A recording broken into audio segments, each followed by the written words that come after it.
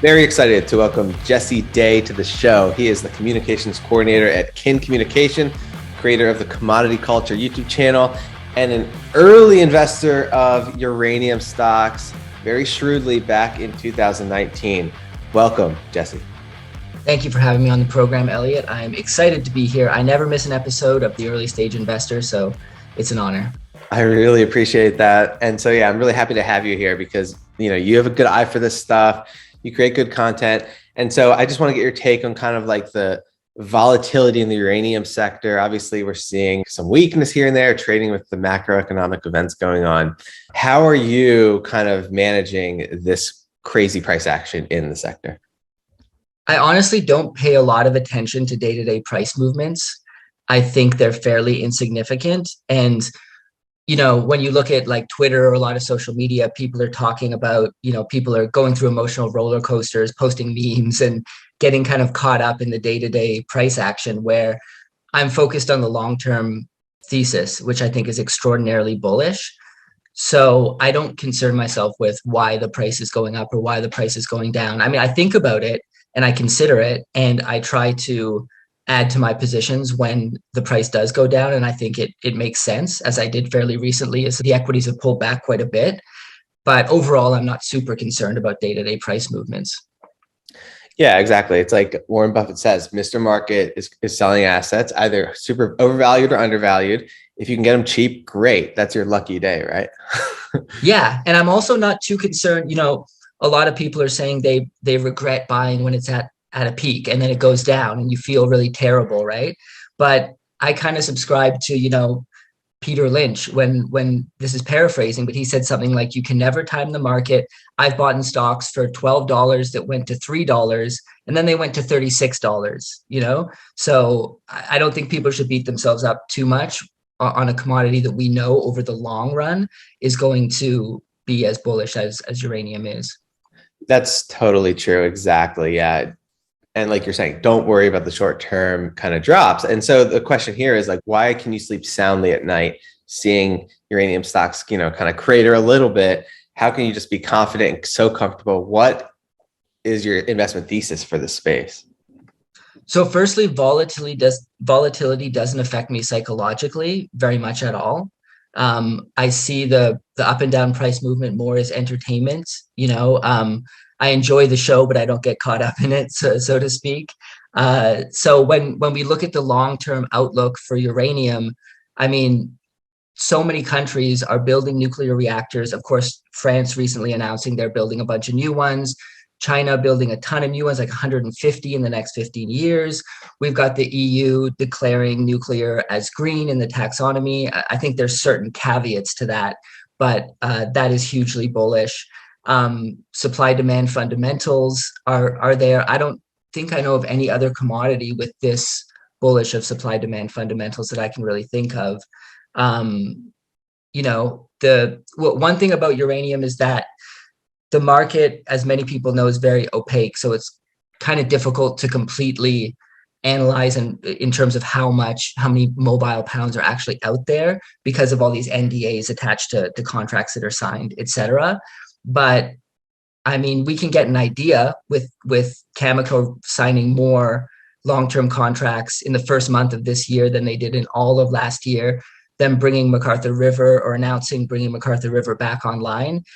They're not doing that to just dump pounds on the spot market, right? They're very deliberate, cautious, company, the way that they move forward. So they're doing that because they know they'll have long-term contracts in place for the foreseeable future. So I just think, I mean, there's so many aspects. I cannot think of another commodity that has such a bullish thesis behind it at this moment in time. Yeah, absolutely. And actually thinking about the Cameco call, like the leaders of Cameco said that there's a supply crunch going on. There's a deficit. I think they said a multi-year deficit. So they're not lying and they know more than anyone else probably about the space, right? Yeah, absolutely. And of course, you've got the Sprott Physical Uranium Trust. I have to mention that. when they came in and bought that many pounds initially, it caused the price to go up a lot very quickly. And people were euphoric at that time. I just remember myself just checking my stocks and being like, oh my God, this is amazing. But I think a lot of people expected that to kind of go up forever, right? They were, this is it.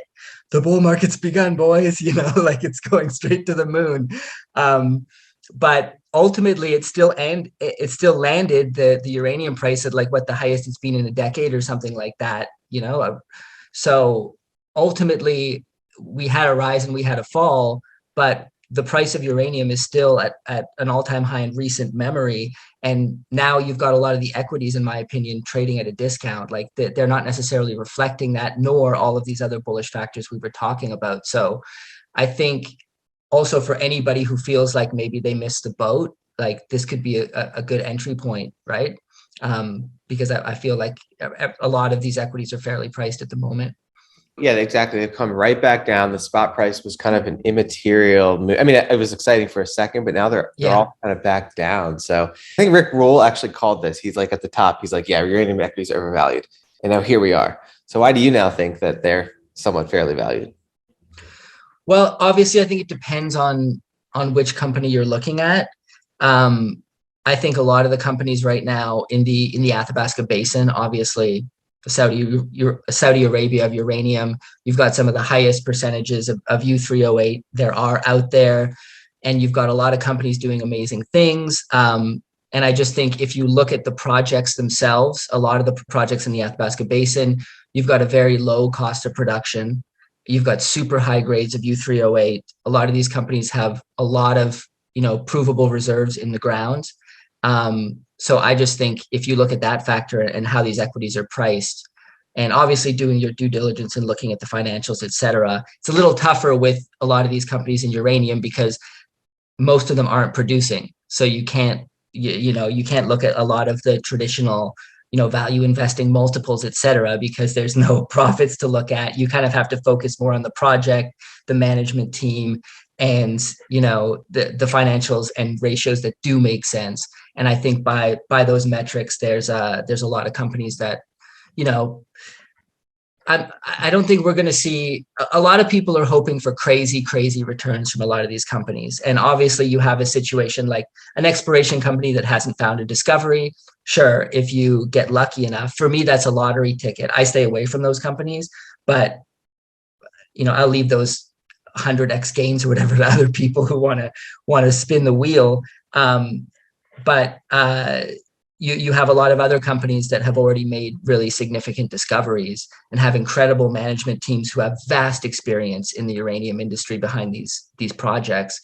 So I think taking a look there for most people is probably the best place to start. I know you are a investor relations consultant. So are there any companies that come to top of mind that you're aware of and actually know about that you want to talk about? Well, King Communications, my company, does represent ISO Energy. So full disclosure, not financial advice, all the normal disclaimers, but they have an incredible discovery with the Hurricane deposit. I mean, some of the U3O8 is over 70%, which is absolutely unheard of. And you've got a lot more in the 20 plus 40, 60% U3O8 and a lot of what they've discovered. Which is ludicrous. The Athabasca Basin uranium quality is just nonsensical when you compare it to the rest of the world. But the Hurricane deposit in particular has very high quality U3O8. At the moment, they're undergoing their winter exploration. Geophysical survey is underway on the Geiger property right now. And also Hawk and Ranger will be following. So, they have the Hurricane deposit alone is kind of a company making discovery, but they have so much exploration upside potential because they've got 24 properties in total, and they're owned 51% by NextGen, which I think is a very good thing for them. They have NextGen's team behind them. They have the capital of NextGen behind them. So I think that partnership will serve them well, and I'm very bullish for them as well moving forward. Great. So yeah, they have the uranium in the ground. The price. That's right. Exactly. So, well, it has gone up, I guess. The price has reflected this, but I guess from its peak, it was $5 Canadian, and now it's down to $3. Yeah. It's come down. What are their plans? Are they capitalized? Because that's what matters, right? Do they have the capital to get it out of the ground and take advantage of the spot price that everyone knows has to go up at this point? Yeah, I mean, in terms of moving to production, that's that's probably a little ways away, right? With a lot of these companies, Right. that's the case. Right. They're still exploring at the moment, and uh, I think in terms of going to production, that's going to be a longer term thing. But I do also think it's potential that this current cycle is going to be longer than most people think, because a lot of these different companies are not really close to production. When we look at just Cameco, one of the major producers alone, it's going to be what, like 2024 before MacArthur River fully comes online and is fully producing. So I think production is a bit of a long-term goal for them. Obviously, that's what they want to do. But for now, exploration is kind of the main goal, and then we'll see what happens moving forward. Yeah, I know. I like that actually. You want to keep the pounds in the ground while they're cheap, right? And so kind of if you look at your assets, the more pounds in the ground you have, the more valuable you're going to be as the spot price goes up. So that's taking advantage of it, right? It's kind of like building out an asset base of pounds for future production, right? Yeah, that's a great point as well. And that's something that Cameco has brought up on multiple occasions, that pounds in the ground is actually the most advantageous place for it to be at the moment. I mean, I believe ISO, according to Haywood analysts, has before the last two batches of results, has between 35 and 40 million pounds currently proven under the ground, and potentially much more than that after this exploration all wraps up. Right. So it'll pretty much outperform the spot price and be a good exposure to the rising spot price Yeah, absolutely. as that story unfolds. So okay, so just to round out uranium, you have, companies like this, but you also have like just demand growing, supply. I shared it on the last nuclear news episode. The exploration budgets have gone, they're at like rock bottom right now. So supply is truly squeezed, and then you have demand skyrocketing. So in a nutshell, that's why you're bullish on uranium, right? Yeah, and the sentiment is still low from most investors. Most people still hate it, Yep. still hate nuclear. Love that. It's funny when Rick Rule often brings up, like, he knew it was a good trade when not only would he get ignored, but he would get heckled and attacked when he would talk about it. This was obviously a bit longer back than now, but we still have a lot of that negative sentiment. We still have a lot of people who don't understand nuclear, who believe that, we're going to live in fairyland with wind and solar only, and don't understand that baseload power is required, and that nuclear is not only the cleanest, it's the safest form of energy that exists on planet Earth. When we look at deaths per, amount of energy production, nuclear is lower than solar and wind. Like it's at the very, very bottom. People get freaked out about Chernobyl and all of these different things. Like, Chernobyl was, first of all, like the only major nuclear disaster that's ever happened. People get caught up in Fukushima. There was 0 deaths from actual nuclear exposure. Now, there was deaths from elderly hospital patients being transported quickly outside of the radiation zone. That did occur, and that's tragic. But actual deaths from radiation exposure ended up being 0. So people are freaked out about, something that's not really even worth. I mean, it's the safest form of energy. That's just the bottom line. And anybody who says otherwise hasn't done their research. But there's a lot of those people, and so I think as the truth kind of comes to light more and more, we're going to see more interest in the sector as well. Yeah, I love hearing the statistics behind that, like you just said, because it's so true that they're going to justify AI drivers to be behind the wheel of cars based on the statistics of robot drivers being more safe than humans. They should use the statistics here, which prove that. I mean, and obviously, right, an AI driver, everyone's scared of that. A robot could do anything crazy, but the reality is that look at the math of it, right? It's safe. Absolutely. Yeah. So we talked about sentiment, and I get scared when I own an asset and I start hearing people that don't know much about investing get excited about it. I'm like, oh my gosh, is it late stage at this point? And so I love that, like you said, uranium sentiment is currently bearish. And then probably the most bearish asset, which I know you cover, is silver in terms of sentiment. What can you talk about, like the sentiment there, and also kind of your outlook for it? So I think silver, the reason that I like silver over gold personally is because of the industrial component as well as the monetary component. Um, I know there's a lot of people, I mean, Lobo Tigre, who you've had on your show, has been talking about how silver's role as a monetary metal is on the decline potentially. And I think that's possible. I'm open to a lot of different theories, but I think as it stands, the industrial demand for silver is huge. It is the second most used commodity in terms of being put to actual use in making things, etc. Oil is the only thing that is higher than it. Um, so we're going to need silver for a very, very long time. And even when we I'm not a big fan of the new green economy. I think that most of it's fairy tale stuff, and that I believe eventually it can happen, but we're looking at decades, not years. However, the fact is that solar panels, EVs, these things are being built and they require silver. So, and add to that just the myriad of other uses that silver is needed for around the world. It's not going anywhere anytime soon. Obviously, the main issue and a big issue that people often bring up is the manipulation on the paper markets. And that is a reason to give up on silver. But I think the supply demand fundamentals on the industrial side will eventually outpace that.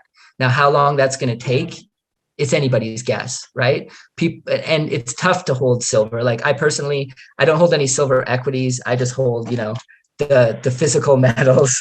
But I understand people's pain when there's barely, people get excited over like 50 cents one way or the other because it just doesn't move for the most part.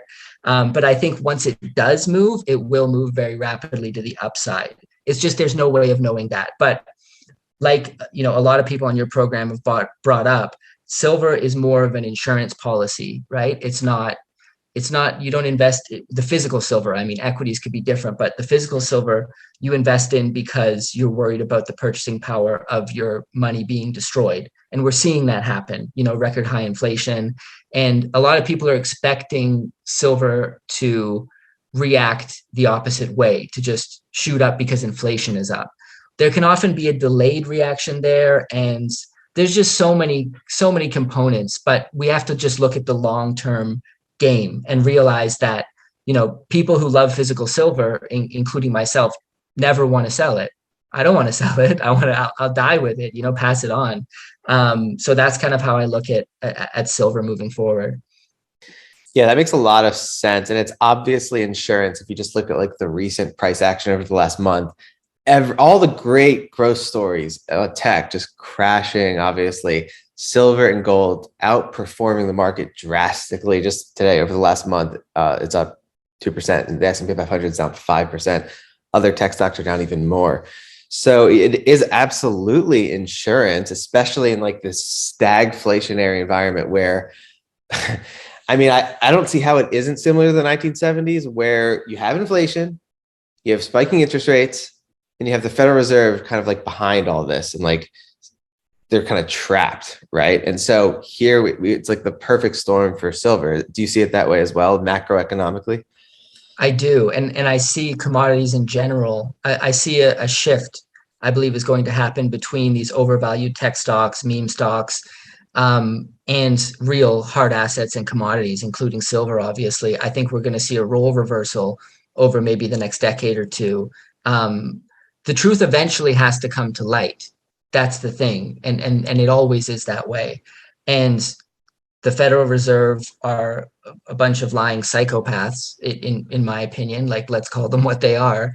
They're there to serve the elite. They're basically just an arm of the Democrat Party at this point. That's all they are. They basically work for them, and they work for this elite group, small cabal of people who want to control the economy, and they are trapped in a way. I question if what they're doing it could be intentional. That could be a whole other conversation. They could be attempting to collapse the economy, in my opinion.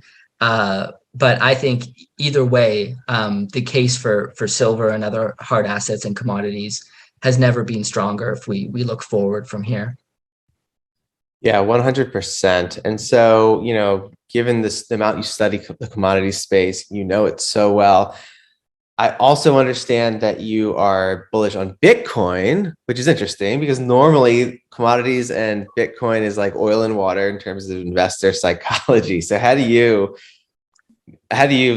you be bullish on these incredible industrial commodities, but also be excited about Bitcoin? Well, I'll start off by saying that Bitcoin is the first thing I ever invested in. So I kind of I got it. You know, it's just like when you look into what's happening in the financial system in the economy these days, how fiat money is destined to go to zero. It's destined to, you know, all throughout history. We go back to the Roman Empire and the silver denarius. When they started the silver denarius, it was 95 to 98% silver.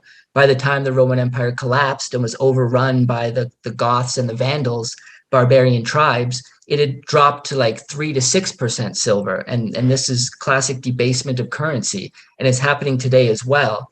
Bitcoin is protection from that. Now, a lot of people will say, you know, Bitcoin doesn't have any intrinsic value. Well, I'll bring up the same point that, you know, legendary value investor Bill Miller brought up, who put 50% of his net worth into Bitcoin, where he said, what's a Picasso painting worth? It's a piece of paper and some paint. You know what it's perceived value by the market that actually gives it true value. And aside from that, Bitcoin is the only in my opinion, Bitcoin is the hardest form of money that has ever existed to humanity. It is the only truly decentralized form. Silver and gold is obviously decentralized, but the government can seize your silver and gold. And in fact, the American government did on, I think, more than one occasion in the past. So they can't seize your Bitcoin. You know, you can memorize a list of your passphrase in your head if you really want to, or you can, you know, make sure your cold storage wallet is, and that's another issue. You never want to leave your Bitcoin on an exchange. A lot of people misunderstand that. You want to custody it yourself. But it is completely decentralized, outside of any third-party control, extraordinarily easy to transfer at almost zero cost. It's got so much going for it as an asset. I just think in the world we live in today, that it could, now a lot of people will laugh at this, it could become a new form of currency moving forward, because as we're seeing in my own country right now, the government is literally freezing people's bank accounts. Anybody that they think might support a movement that's against them, they're allowed to freeze their bank account now without any you know, there's no checks and balances in place. They're just authorized to do it. Well, they can't do that to Bitcoin. And I think we're going to see more and more people waking up to it. You look to El Salvador, you know, they've literally adopted it as their currency. Russia's talking about mining Bitcoin. A lot of countries in Africa are embracing Bitcoin. It's happening all around the world. Even here, I'm in Croatia right now. In Croatia, they're starting to embrace Bitcoin as well. There's a town just outside of Zagreb where I'm at called Sveta Nedelja, and they're kind of becoming Croatia's official Bitcoin hub. So you're seeing it being adopted more and more. It's following the same sort of adoption curve that any new technology, electricity, the telephone, everybody said those didn't make sense. The internet, just think about when the internet first came out. So many people, you know, I think Warren Buffett included, were like, this is useless. What's anybody going to use it for? And I think Bitcoin is following a similar adoption curve. And as more and more people wake up to what's happening in the economy, they're going to go to Bitcoin eventually. And I think that's going to be very bullish for it. Yeah, that is, I get that. So it's correct that in my opinion, the most valuable use case is the ability to just, you know, let's say you're a big real estate investor and all of a sudden in America, they decide to like force you to keep people that can't pay rent in your apartment and just take the loss every month, right?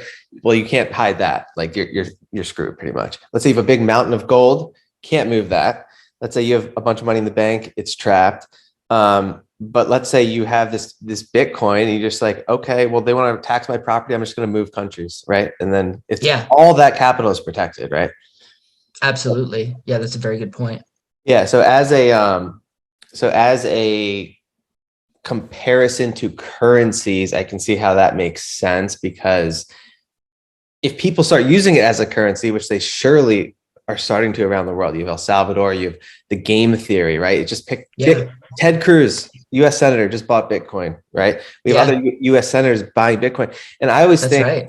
exactly. And I always think like, everyone always says, well, the US dollar, yeah, sure, it's debased, but what else is better, right? You have the yen debased, euro debased. So on a relative basis, it's the strongest, the cleanest shirt in the dirty laundry pile.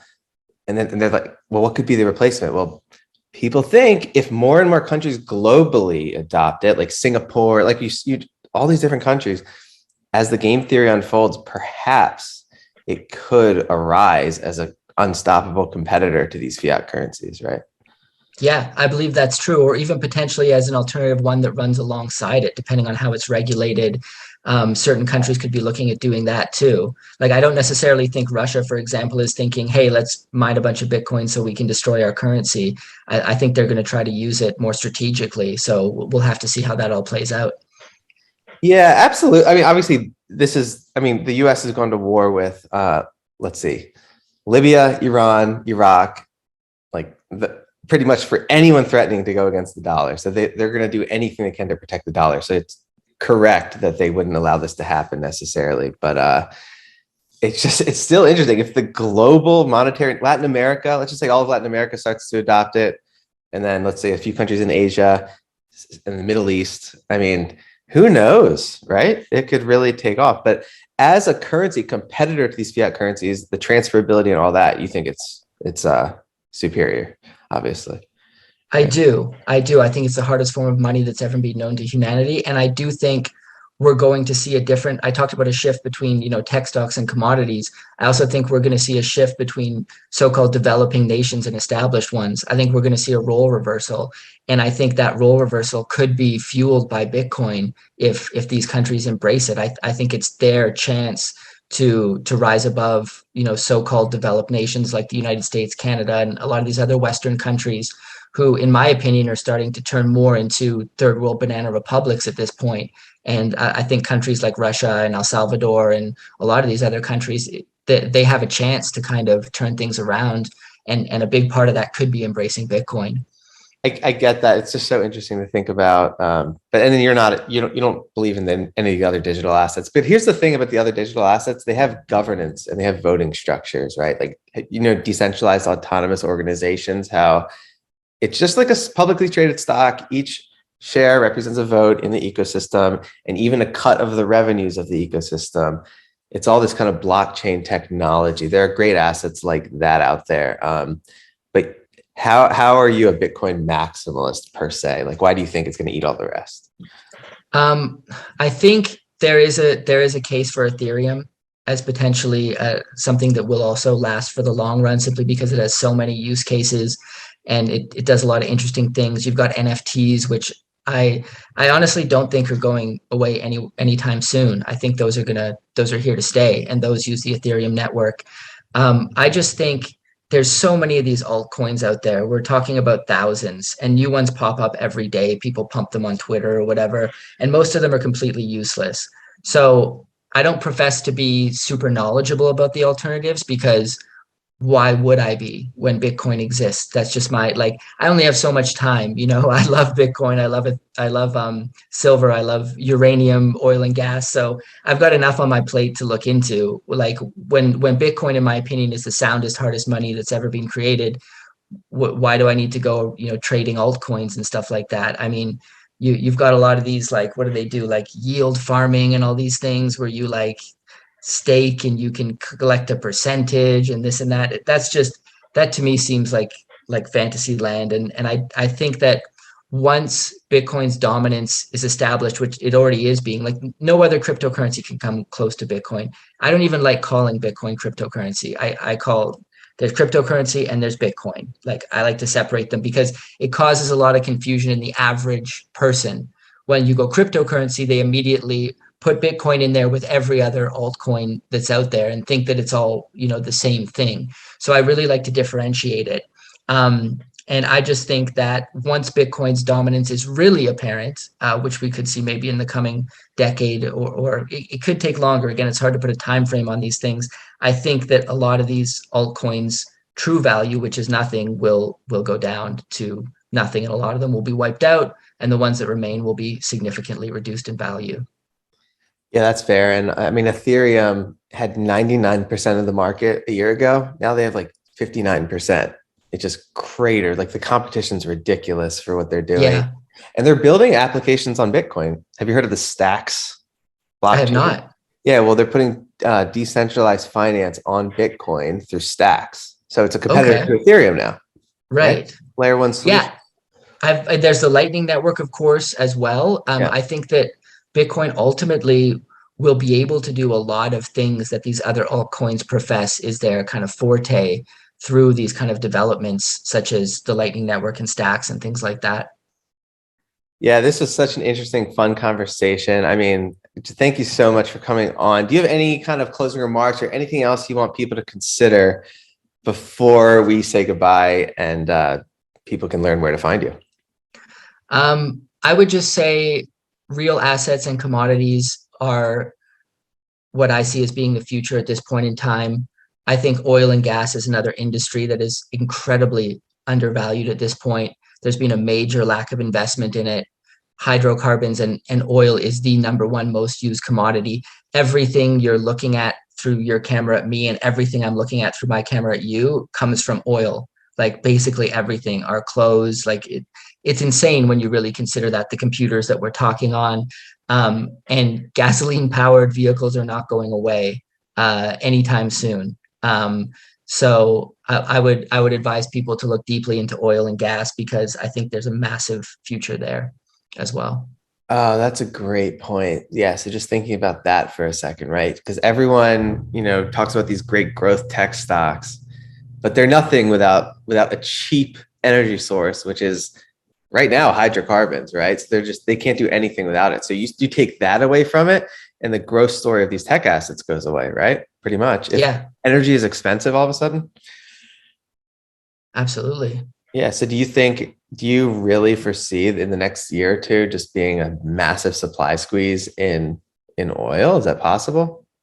I think it is possible. I don't know if it's going to be the next year or two or longer, but a lot of these companies are not starting new projects from an optics view. In today's political environment, it's not great to be announcing a new oil project. A lot of these oil companies are just keeping what they have already, like the projects they have going, and they're taking their profits and paying dividends and doing share buybacks. That's going on a lot across the industry. So there's not a lot of new production going online.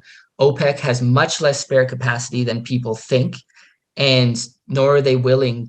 They're also very strategic. They're not about to just release reserves for no reason. So I'm very, very bullish on oil, particularly in Africa, actually, right now. That's a whole other conversation for another day. But Yeah. I just think in that particular part of the world, there's much less concern over staying ESG, and projects get started a lot sooner due to less government oversight than in a place like Canada or America at this point in time.